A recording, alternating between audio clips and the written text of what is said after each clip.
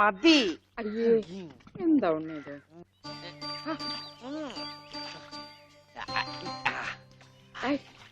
ഒരു ഉത്തേർപ്പിക്കല്ലേ?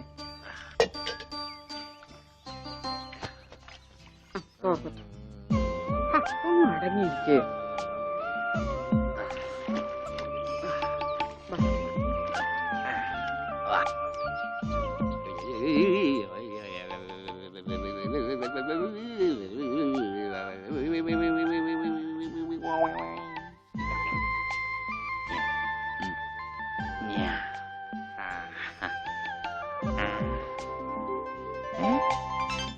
അമ്മേ ഞാൻ പെണ്ണായി.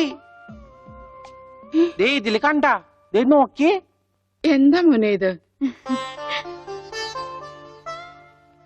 ഇതാരാ വന്നിരിക്കുന്ന നോക്കിയേ. ആരാ? നിനക്ക് അമ്മൂനെ ഓർമ്മയില്ലേ? ചെറുപ്പത്തിൽ നീ ഇവളെ അമ്മിക്കുട്ടിന്നാ വിളിച്ചിരുന്നതേ. അമ്മിക്കുട്ടി അത് ചെറുപ്പത്തിലേ ഉള്ള വിളിയല്ലേ. ഇനി നീ അവളെ അങ്ങനെ വിളിക്കണ്ട. എന്നാ ആട്ടുകല്ലേന്ന് വിളിക്കാം. ആട്ടുകല്ലേ ഉണ്ണി. അവനൊന്നും കൃത്യമായിട്ട് ഓർമ്മയില്ല മോളെ. പാവം അമ്മ എപ്പോഴും ഇങ്ങനെയാ, ഒന്നും ഓർമ്മയില്ല. ഉണ്ണി, ഞങ്ങളെയൊക്കെ ഓർമ്മയുണ്ടോ നിനക്ക്? അമ്മൂന്റെ അമ്മയാടാ. ആ അമ്മൂടെ അമ്മ, അമ്മൂമ്മ. കണ്ടോ, അവൻ എന്നെ ഓർത്തല്ലോ. ആരത്? മുത്തശ്ശി. ആ മുത്തശ്ശി. കുട്ടി ഏത് ക്ലാസ്സിലാ പഠിക്കുന്നേ? വായിൽ പല്ലൊന്നും മുളച്ചില്ല. ഞാൻ പറയാറില്ലേ, എന്റെ ചർമ്മം കണ്ട പ്രായം തോന്നില്ലാന്ന്. പട്ടണ മോനെ, പണിക്കരമാവിനെ കുറിച്ച് എന്തെങ്കിലും വിവരമുണ്ടോ? എന്റെ അച്ഛനിപ്പോ എവിടെ ഉണ്ടെന്ന് അറിയാം ഉണ്ണേട്ടന്? ഞാൻ കാഞ്ഞങ്ങാട് SI ആയിരുന്നപ്പോ ഇയാള് കോത്താഴത്ത് കോൺസ്റ്റബിൾ ആയപ്പോ ഞാൻ കാഞ്ഞങ്ങാട് SI. ഇയാൾക്ക് എന്താ തലയ്ക്ക് വട്ടുണ്ടാ? ഉണ്ടോ? ദേ നിക്കണ അയാള്.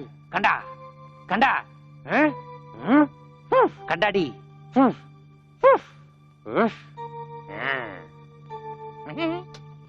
കുറച്ച് കഴിഞ്ഞപ്പോഴല്ലേ കാര്യം പിടികിട്ടിയത്. നൊസ വയസ്സാം കാലത്ത് മാഷിനെ നോക്കാൻ ഒരാളായല്ലോ എന്ന് കരുതിയതാ. സാരമില്ല, മാഷിനെ നോക്കാൻ ഒരാളായല്ലോ. അല്ലേലും വീട്ടിലൊരു വട്ടൻ സ്വന്തമായിട്ടുണ്ടെങ്കിൽ അത് ബഹുരസാ. സമയം പോണത് അറിയില്ലല്ലോ. അതെ, മറ്റുള്ളവരുടെ വേദന കാണുമ്പോൾ ഈ ചിരിയുണ്ടല്ലോ, അത്ര നല്ലതല്ല കേട്ടോ.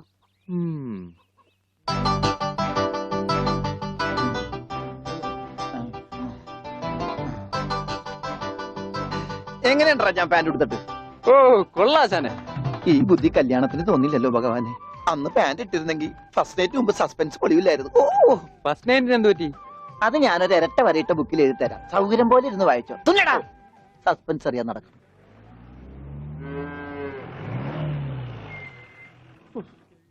ഇതിനൊരു സിബ് പിടിപ്പിച്ചിട്ട് വരാം. വേഗം വരണം. മുട്ടാതെ. കൃഷ്ണൻകുട്ടിയെ, ഇതിന്റെ കൈ ഒന്ന് തുന്നിയ വേഗം. എന്ത് പറ്റി? അതിർത്തി തർക്കം. ഞാൻ എന്റെ തറവാട്ടിലെ അവകാശം ചെന്നേ പിടിയായി വലിയായി ഒടുവിൽ എങ്ങനെയൊക്കെ. അയ്യോ, അത് തീർന്നില്ലേ? എവിടെ തീരാൻ? ഇതാണ് ഞങ്ങളുടെ മൊത്തം പറമ്പ്. 48 സെന്റ് ചില്ലുവാനം. ചില്ലാനെന്ന് വെച്ചാൽ 6 ലിങ്സ് വരും. ഇതാണ് കിഴക്കേ അതിരി. നമ്മുടെ ബാലഞ്ചന്റെ വീടിന്റെ. അതെ, അതിലേ ഒരു 20 സെന്റ് സ്ഥലം ഇങ്ങനെ അമ്മനെ പറ്റി ചേട്ടന്മാരെ എഴുതി വാങ്ങിച്ചു. വില്ലന്മാരെ. പിന്നെ ഈ കാണുന്ന 16 സെന്റ് സ്ഥലം അച്ഛന്റെ 16 നടത്താൻ വിറ്റ് തുളച്ചി. പിന്നെ ഈ 18 സെന്റ് സ്ഥലം മൂത്ത പെങ്ങളുടെ കല്യാണത്തിന് അമ്മയെ മുറിച്ചു വെച്ചു. അത് പെങ്ങളുടെ കല്യാണത്തിനല്ലേടോ? അവിടെ എഴുതേ, അത് കേസിൽ കിടന്ന പറമ്പാണ്. അതെ, ഇനി ഞാനും 2 പെങ്ങന്മാരുണ്ടേ. പെങ്ങന്മാർ ഇനിയുണ്ടോ? തന്റെ പെങ്ങന്മാരെന്താണ് പറമ്പ് നിറഞ്ഞു നിൽക്കണ? അവർക്കുള്ള വീതം പെങ്ങന്മാർക്കുള്ളത് അതവിടെ ഇരിക്കട്ടെ. പിന്നെ എനിക്കുള്ളതാണ് ഈ 8 സെന്റ്. അപ്പൊ ഒരു 6 ലിങ്സ് കാണും. 6 ലിങ്സ് വഴിക്ക് പോയില്ലേ? ഓ, വഴി വഴി വഴി. അത് മാറ്റി. ബാക്കി 8 സെന്റിൽ തനിക്കൊരു വീട് വെച്ചൂടെ? എങ്ങനെ വീട് വെക്കാൻ? അതെന്താ? എന്താ ഇത്? കുളം. 6 സെന്റ് കുളമല്ലേ? അയ്യോ, കുളമാണെങ്കിൽ പിന്നെ അവിടെ എങ്ങനെയാ വീട് വെക്കുന്നത്? കുളത്തിൽ എങ്ങനെ വീട് വെക്കുന്നത് ഞാൻ ചോദിച്ചാൽ ചേട്ടന്മാരുടെ തല്ലി ആവശ്യത്തേക്ക്. 5 സെന്റ് വഴി, ഇത് ചില്ലുവാനും. അതൊക്കെ വീട്. എന്റെ അളിയൻ വന്നെന്ന് കേട്ട് അതാ ഞാൻ ധൃതി പിടിച്ചിട്ട് പോകുന്നത്. നീ കണ്ട കൃഷ്ണൻകുട്ടി? ഉവ്വാ. എങ്ങനെ വില ഗതിയും പിടിച്ചാണ് വന്നേക്കണത്? പിന്നെ വലിയ നിലയിലല്ലേ? എന്താ ബിസിനസ്? എക്സ്പോർട്ടിങ്. മുണ്ടില്ലേ, മുണ്ട്, അതിന്റെ എക്സ്പോർട്ടിങ്. കല്യാണ ചെറുക്കം മുതൽ പ്രായമായ അപ്പൂപ്പന്മാർക്ക് വരെ മുണ്ട് എക്സ്പോർട്ട് ചെയ്യും. ദൈവമേ, എക്സ്പോർട്ടിംഗ് ആണ്. അപ്പ ഇമ്പോർട്ടിംഗും കാണും. വേഗം ചെല്ലി, ഇല്ലെങ്കിൽ ഇമ്പോർട്ടിംഗ് നടക്കും. മുണ്ട. അപ്പൊ ശരി, എന്നാൽ വനജേ വണ്ടി വിട്ടേ. ഒരാളെ ഒരു അപകടത്തിലേക്ക് പറഞ്ഞുവിടുമ്പോ എന്തൊരു മനസമാധാനം എന്നറിയാമോ? ഈ അതിർത്തി തർക്കം വന്നാലുള്ള കുഴപ്പമിതാ. ഈ കുളത്തിൽ എങ്ങനെ അവൻ വീട് വെക്കണത്? ദൈവമേ, പോലീസുകാരന്റെ തുണിയിലാണോ വീതം വെച്ച് കളിച്ചത്? ഓമനക്കുട്ട, ഓമനക്കുട്ട! ഇറങ്ങി ഇറങ്ങി ഇറങ്ങി.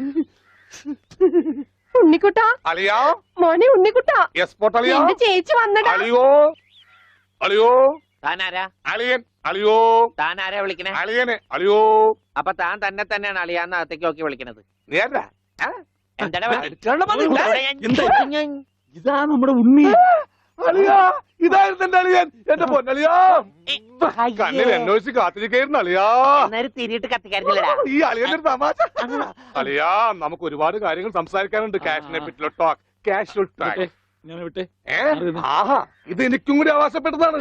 എന്റെ അളിയൻ, എന്റെ സ്വന്തം അളിയൻ. ബാലിയ, നമുക്ക് അകത്ത് പോയി സംസാരിക്കാം. അല്ലെങ്കിൽ വേണ്ട, ഇവിടെ നിന്ന് സംസാരിച്ചാൽ ശരിയാവില്ല. നമുക്ക് പുറത്തു പോയി സംസാരിക്കാം. ഇവിടെ ഒന്ന് ചുറ്റിക്കറങ്ങാം. പോരെ? അപ്പൊ എന്നെ ചുറ്റിക്കാൻ കൊണ്ടുപോവാണ്. ഈ അളിയന്റെ ഒരു തമാശ. ഓടാ. ഓ, അളിയൻ. വേണ്ട വേണ്ട, ചുറ്റിക്കൊന്നും വേണ്ട. അതൊക്കെ വേണം. ആളിയോടെ നിൽക്ക്. ഞാൻ ഈ പാന്റ് മാറ്റിയിട്ട് ഒരു മുണ്ടെടുത്തോണ്ട് ഇപ്പൊ വരാം. വേണ്ട, മുണ്ടെടുക്കണ്ട. എന്താ ഇത്? എനിക്കൊരു മുണ്ടെടുക്കാനുള്ള അവകാശം പോലെ ഈ വീട്ടിലില്ലേ? ആളിയോട് നിൽക്ക്, ഞാനിപ്പോ വരാം. വനജേ, ഒരു മുണ്ടെടുക്കൂ. ഓമനക്കുട്ടാ വേണ്ട, ഇവിടുത്തെ സാഹചര്യം നിനക്ക് അറിയാൻ വയ്യാത്തോട്ടാ. ആ അച്ഛാ, ആരാ അപ്പൊ പോയ കരിമ്പൂതം?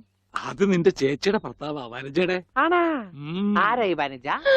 എന്നാലും എന്റെ മോനെ നീ മഞ്ചേച്ചിയുടെ പേര് പോലും മറന്നു പോയല്ലോടാ. നീ വല്ലാതെ ക്ഷീണിച്ചു പോയി. അത് നീ തടിച്ചതുകൊണ്ട് തോന്നണതാ. ഇവിടുത്തെ അമ്മയുടെ ഭക്ഷണം ഒന്നും നിനക്ക് പിടിക്കണ്ടാവില്ല. അതുകൊണ്ട് വഞ്ചേച്ചിയുടെ അടുത്തേക്ക് പോന്നോളൂ. പിന്നെ നിന്റെ മുണ്ട് എക്സ്പോർട്ടിന്റെ ബിസിനസിന് ഇവിടത്തെക്കാളും നല്ലത് അവിടെയാ. അതുകൊണ്ട് മോനങ്ങോട്ട് പോന്നോളൂ. അളിയാ, ഞാൻ റെഡി. നമുക്ക് പോവാം. ഓമനക്കുട്ടാ, നീ ഇത് എന്ത് ഭാവിച്ച? ഞങ്ങൾ അളിയനും അളിയനും ഒന്ന് കറങ്ങാൻ പോകുന്നു. തൽക്കാലം മാത്രം മനസ്സിലാക്കാൻ മതി. അളിയാ, നമുക്ക് ഇറങ്ങാം. പിടിക്ക്. ഈ കറങ്ങലല്ല, നമുക്ക് അവിടെയൊക്കെ പോയി ചുറ്റിക്കറങ്ങണ്ടേ? കള്ളൻ. ഡോണ്ടു ഡോണ്ടു. ഓമനക്കുട്ടാ വേണ്ട, ഞാൻ പറയുന്നു. പോയിക്കോട്ടെ. ബിസിനസ്സിൽ നമ്മൾ ഓരോ അടിയും സൂക്ഷിച്ചു വെക്കണം. അയ്യോ, ആരത്? ആരുമില്ല ആരുമില്ല. ആരുല്ലേ? സ്വന്തം തന്ത വരെ പിന്നിന്ന് കുത്തു. അയ്യോ, ആരാ ആരാ? പെങ്ങളൊക്കെ ടി എസ് ത്രീ തന്നെ തുക തരുമോ അളിയാ? വേണ്ട. വാളിയ നോക്കച്ച, എന്തൊരു ചേർച്ച. ഒരമ്മ പെറ്റ ആളിയന്മാരാണെന്നേ പറയൂ. ഈശ്വരാ. ഓടാ പട്ടി, ഇത്രയും കാലമായിട്ട് നിന്റെ അസുഖം ഒന്നും മാറിയില്ലേ? എടി, ഇത് ഞാനാടി, ഓമനക്കുട്ടൻ.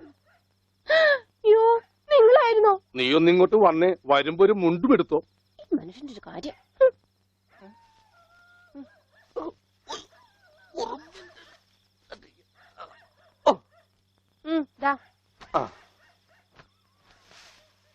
നിന്റെ ആങ്ങളില്ല മുണ്ടൂരാൻ.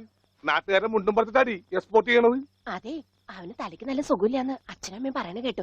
എന്താണ്ടായേ? അവൻ എന്നെ കൊണ്ട് ഒരു മൊട്ടക്കുന്നിന്റെ മോളിൽ കയറി. അവർ ചെന്നപ്പോ എന്റെ മുണ്ടും പറിച്ച് ഒറ്റോട്ടം. ഞാനാണെങ്കിൽ അടിയിൽ ഒന്നും ഇട്ടിട്ടുണ്ടായില്ല.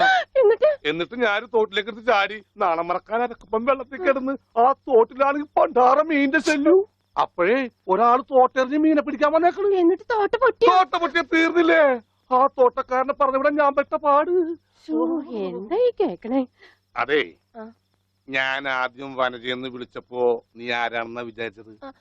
അത് ഞാൻ വിചാരിച്ചത് പട്ടിയാണെന്നാ. പട്ടിയൊക്കെ നിന്നെ വനജയെന്നാ വിളിക്കാറ്. ചില പട്ടികളൊക്കെ എന്നെ അങ്ങനെയാ വിളിക്കാം. ഓഹോ, ആ